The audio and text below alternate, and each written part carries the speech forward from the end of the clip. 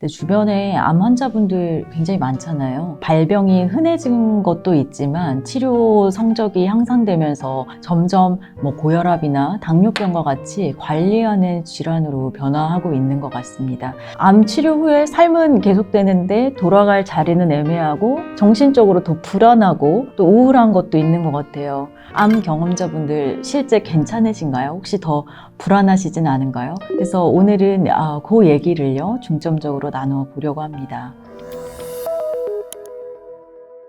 네, 안녕하세요. 19년차 암 전문의 문용화입니다.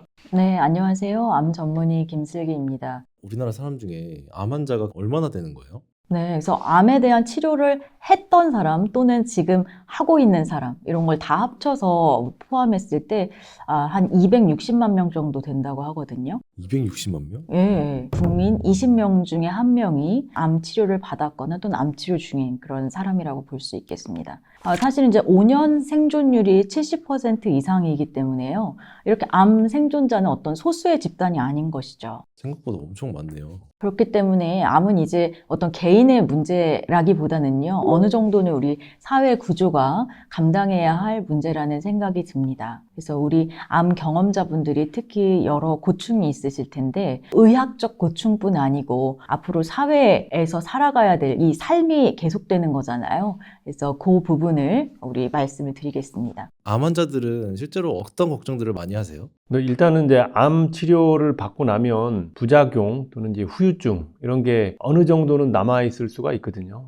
만성 피로가 계속 된다든지 손끝 발끝이 저리는 말초 신경 병증이라고 하는데 이런 것들도 굉장히 오래 지속이 되는 경우가 많고 기억력이 좀 떨어진다, 또 집중력 떨어진다 이런 문제들. 또 이제 여성분들은 이제 조기 폐경, 성기능 약화 이러한 문제들이 사실은 이제 암 치료 이후에 계속 남아 있을 수 있는 문제들이기 때문에 생활하시는데 여러 불편이 있는 게 사실입니다. 그래서 몸이 또 예전 몸 같지 않다 보니까 그래서 예전 몸과 사실 비슷하게 돌아가는 데까지만 해도 거의 6개월에서 1년 정도 걸리거든요. 그러니까 몸도 아직 약한데 완치 목적의 치료는 다 끝났으니까 이제 정기적으로 한 6개월마다 오세요 이렇게 그만 오라고 하고 나는 뭔가 보호막이 사라진 것 같고 그런데 나는 여전히 돌아갈 자리가 직장에서도 준비된 건 아니고 이런 게 좀 힘든 것 같아요. 그래서 나만의 문제인가? 내가 잘 못 견딘 문제인가? 내 의지가 너무 약한 문제인가? 이렇다라고 또 생각하시는 분들이 있는데 사실은 이건 치료의 대가로서 생긴 몸에 남은 이제 흔적이라는 거고요. 저는 환자분들께 항상 이 단어를 표현하는데 환자분이 암과 용감하게 맞서 싸운 영광의 상처입니다. 이렇게 말씀을 드리면 참 위로를 받으시는 것 같아요. 근데 그런 문제도 있을 것 같아요. 암 치료가 끝나고 어느 정도 회복을 하고 직장에 돌아가야 되는데 자리가 있을까 이런 문제도 많이 고민할 것 같아요. 그러게요. 그래서 복직 후에 어떻게 보면 그 분을 배려한다고는 하지만 어떤 업무 강도라든지 이런 거를 조정하기가 쉽진 않잖아요. 회사도 어떻게 보면 이득을 취해야 하는 집단이기 때문에 그룹 간의 눈치라든지 또 평가에 있어서 불이익이 있지는 않을까, 승진은 괜찮을까, 또 이런 생각도 하게 되는 것 같고요. 근데 아프다면서 왜 야근은 못해? 이렇게 또 이중적인 잣대도 있는 것 같습니다. 그래서 사실은 이제 암 환자를 직장에서 어떻게 대해줘야 되느냐라는 게 굉장히 어려운 문제인데요. 완전히 환자처럼 대해서도 안 되고요. 그리고 완전히 아프지 않은 사람처럼 대해서도 안 되는 그러니까 회복기 노동이라는 좀 개념이 필요하지 않을까라는 얘기들이 좀 나오고 있습니다. 네, 그래서 그런 회복 기간에 이런 적응하는 그 자체도 우리가 하나의 노동으로 인정을 해주자. 이렇게 얘기하는 게 이제 회복기 노동의 개념인데요. 이거를 사실은 인정해주지 않으면 이분을 이제 오해할 수가 있다는 거죠. 우리가, 이 사람은 좀 의지가 부족한 사람인 것 같고, 또 그러면 본인 자체도 직장에 복귀는 했지만, 이제 조기에 번아웃이 된다든지, 또 극단적으로는 복직에 실패하거나 우울이나 불안이 악화될 그럴 소지가 있습니다.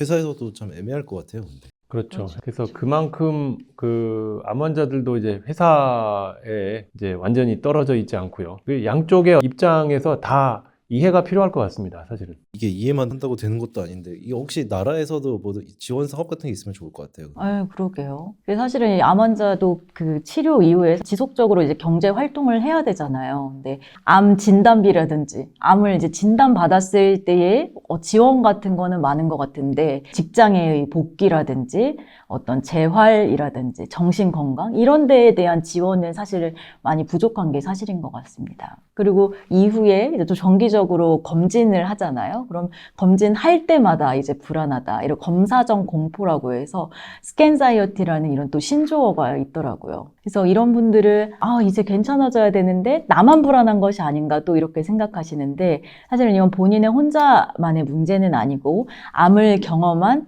많은 분들이 이것을 이제 공통적으로 느끼고 있다고 합니다. 그래서 이런 정신적 건강에 대한 부분도 지원을 해드려야 될 부분이라고 생각이 듭니다.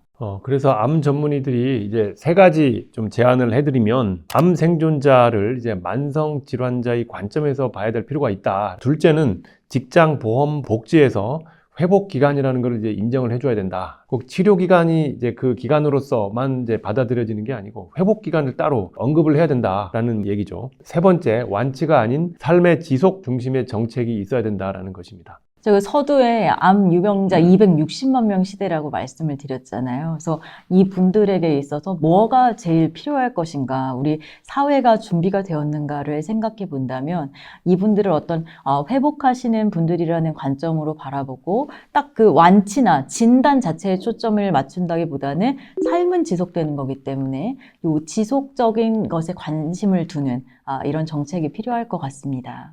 네, 어떻게 보면 우리나라의 암 생존율이 굉장히 상위권이라고 이제 얘기를 나눴잖아요. 그 이제 치료의 성과 이런 것들은 물론 이제 암 검진 사업도 물론 많이 관여를 했고 이제 한국의 의학 기술 자체가 이제 병원에서 많이 좋아졌다라는 게 병원 사이드에서 기여한 바가 굉장히 크다라고 생각을 하는데 사실은 지금의 이제 이런 이슈들은 병원을 벗어나서 사회 또는 이제 이 국가에서 해줘야 되는 문제잖아요. 그래서 암 치료율만 올라갔다라는데 우리가 이제 좋아할 게 아니고 이제는 그 외적인 부분도 조금 더 국가에서 또 사회에서 관심을 갖는 게 우리나라가 진짜 한 단계 더 업그레이드 되는 방법이 아닐까라는 생각을 여기서 해보게 되었습니다.